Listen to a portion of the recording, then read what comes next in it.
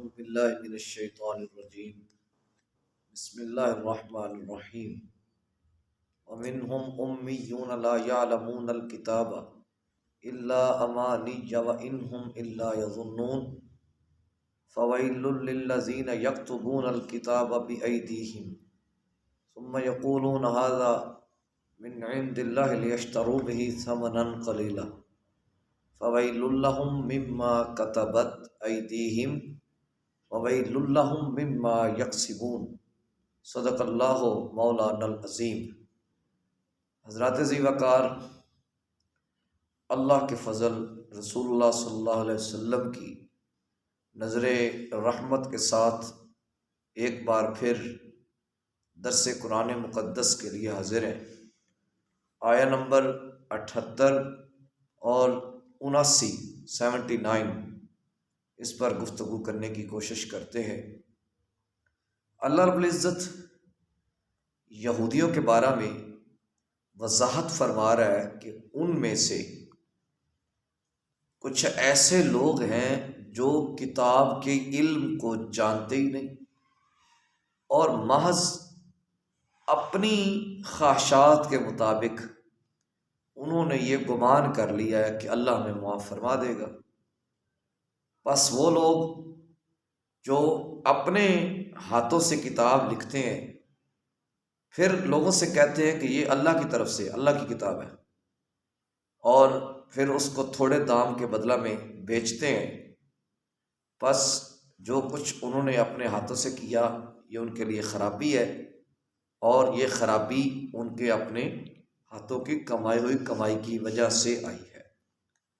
اپنے برے کرتوتوں کی وجہ سے مصائب کا اترنا۔ یہودیوں کا جس گروہ کا ذکر کیا جا رہا ہے کہ ان میں سے وہ لوگ جو کتاب کا علم نہیں رکھتے تھے، ان کا علم کے ساتھ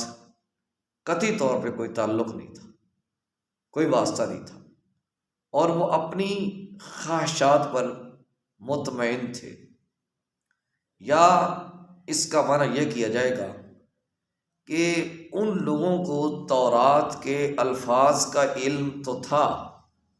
کہ یہ تورات کے الفاظ ہیں، لیکن ان کے معنی، ان کے مفاہیم سے وہ واقف نہیں تھے،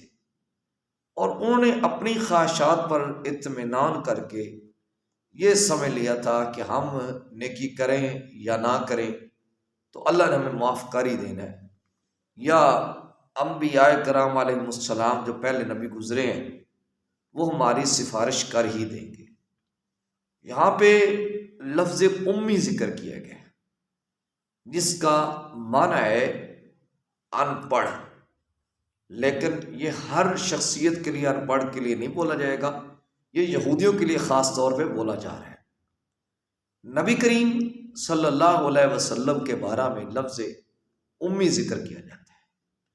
تو وہاں پر امی سے مراد معاذ اللہ یہ نہیں ہے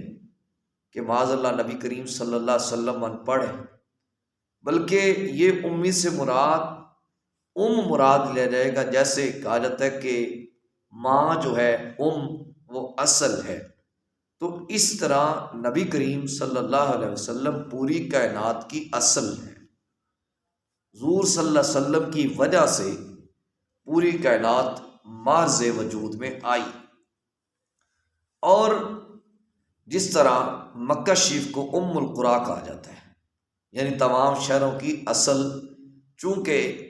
مکہ شریف سے ہی شہروں کی جو ہے بنیاد چلی ہے، سب سے پہلا شہر زمین پر مکہ شریف آباد ہوا تھا، اس وجہ سے اس کو ام القریٰ کہا جاتا ہے۔ نبی کریم صلی اللہ علیہ وسلم کو امی اس لیے کہا جاتا ہے کہ آپ اللہ سے پڑھ کے آئے ہیں، آپ نے اس کائنات میں کسی سے نہیں پڑھا۔ اگر معاذ اللہ نبی کریم صلی اللہ علیہ وسلم کے بارے میں لفظ امی اس مراد میں لیا جائے کہ معاذ اللہ حضور ان پڑھ تھے، تو حضور صلی اللہ علیہ وسلم تو خود فرما رہے کہ مجھے پوری کائنات کا معلم بنا کے بھیجا گیا، پوری کائنات کا استاذ بنا کے بھیجا گیا، تو پھر حضور کا پوری کائنات کے لیے معلم ہونا کیسا؟ تو اسی طرح جس طرح ملتانی، قصوری، لاہوری، اکاڑوی، ٹھیک ہے، یہ ساری کی ساری نسبتیں ہیں۔ تو حضور صلی اللہ علیہ وسلم کو بھی امی اس لیے کہا جاتا ہے کہ آپ پوری کائنات کی اصل ہیں۔ یہاں پہ جو امتی یعنی یہودیوں کے 4 گروہ ہیں۔ نمبر 1 بھٹکے ہوئے علماء،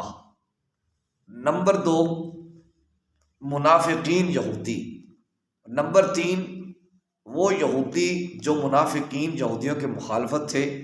نمبر 4 ان پڑھ۔ یہ 4 گروہ۔ آیا نمبر 79 میں ایسے لوگوں کا ذکر کیا جا رہا ہے جو تورات کو بدلتے تھے یا نبی کریم صلی اللہ علیہ وسلم کے بارے میں لوگوں کو بھٹکاتے تھے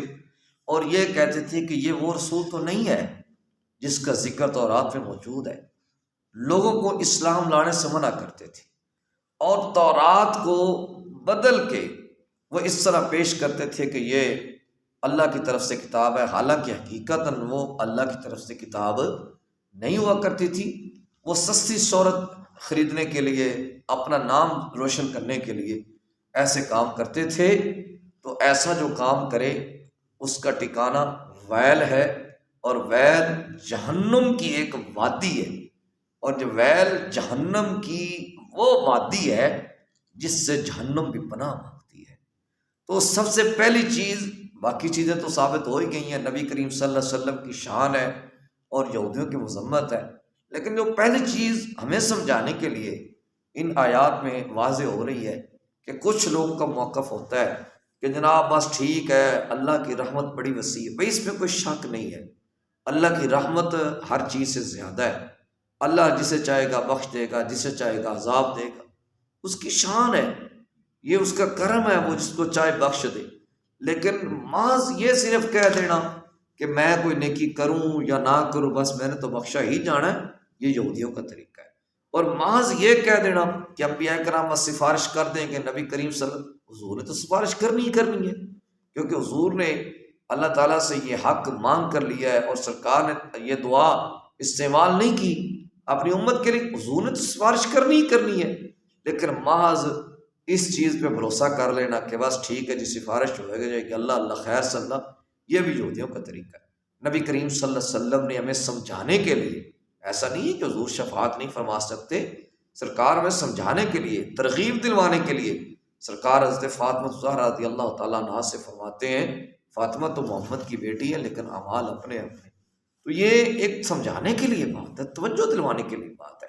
تو اس لیے ہمیں بھی سستی کا شکار نہیں ہونا چاہیے۔ اللہ رب العزت مجھے اور آپ کو نور قرآن نصیب فرمائے۔ وصلی اللہ تعالیٰ علی حبیبہ محمد وعلی آلہ وصحبہ اجمعین برحمتک یا ارحم الراحمین۔